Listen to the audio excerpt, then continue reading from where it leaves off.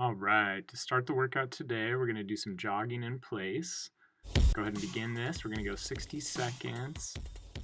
The focus here is practicing really good posture, which means chest up, head high, shoulder blades together and back, and then trying to keep our core muscles engaged, light on our feet, and just kind of getting used to some load through our legs, our upper body.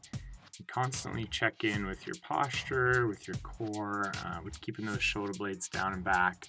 And then we're just going to make sure that we're loosening up, getting some blood flowing, trying to get some good breaths in there as best you can. And then just try as best you can. Again, check in with the posture. Keep focusing on that. That's going to be one of our goals throughout the workout here today. We're getting close to the end of our 60 seconds here.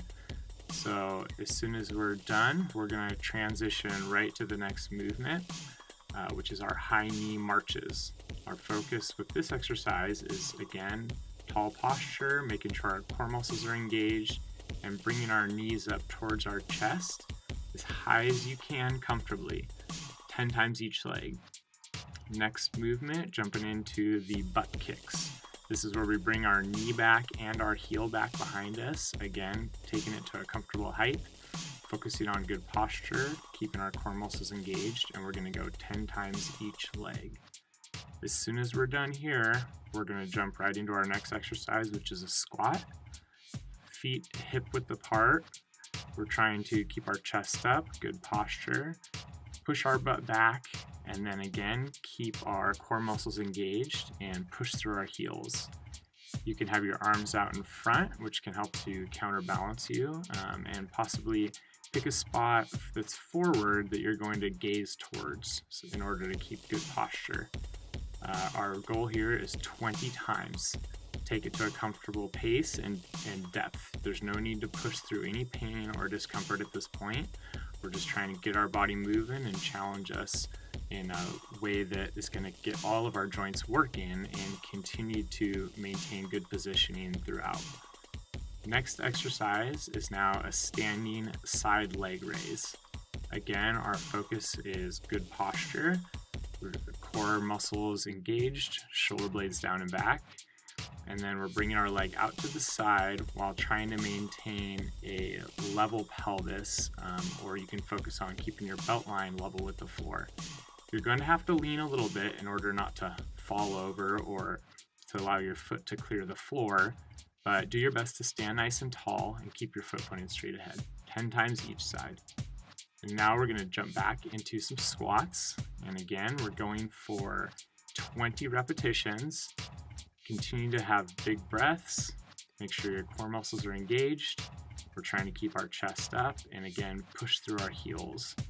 I find that focusing on squeezing my butt muscles and pushing my knees out, which both of those go hand in hand, allow you to get a little bit more mobility in your hip joint and take some stress off your knees and your low back.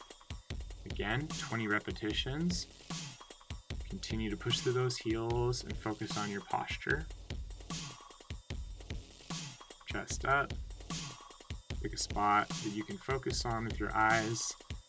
And then next exercise, we're going to go right into a knee to chest plank. So start out with a good plank position. Make sure your core muscles are engaged.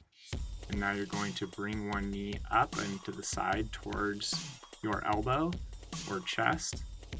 And the idea is that we're continuing to maintain our core activation and stabilization while keeping the shoulder blades down and back, and then challenging our hip joint to come through all of its available range of motion in a different plane.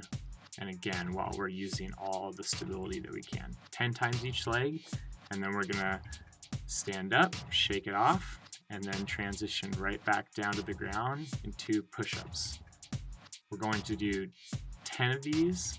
This can be done in a full push-up position, or it can be done in a kneeling push-up position.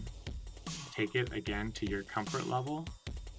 Make sure your core muscles are engaged, keeping your shoulder blades down and back. And now here's the last 5 at the kneeling push-up position, which are also very challenging.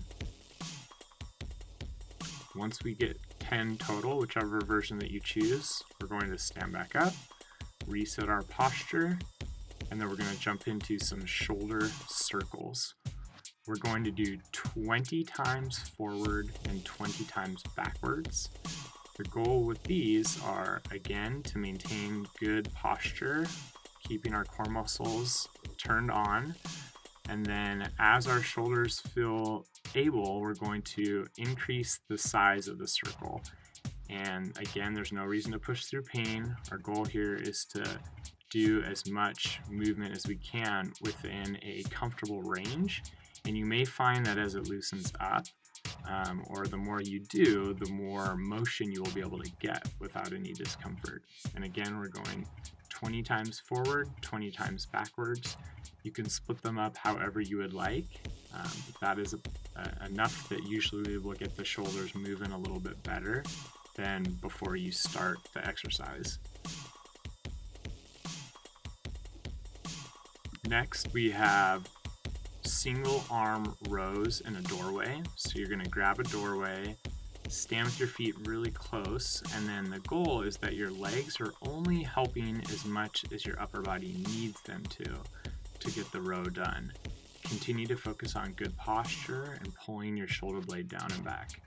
These are deceiving and are a pretty challenging exercise, so we're only going to do 5 on each arm. And then if you feel like you would like to do more after the exercise, feel free to play around with this one more. Continue to keep good posture. And then as soon as we're done with these, we're going to jump right back into our jogging. This is 60 seconds, again, just like we started with. And our goal here is now to cool down and again, loosen up our joints, get some load off and on each leg, and can have the muscles move around a little bit after we've challenged them. I like to do this as a good way to alleviate some soreness as well as avoid any stiffening or immediate soreness from the workout that we just completed.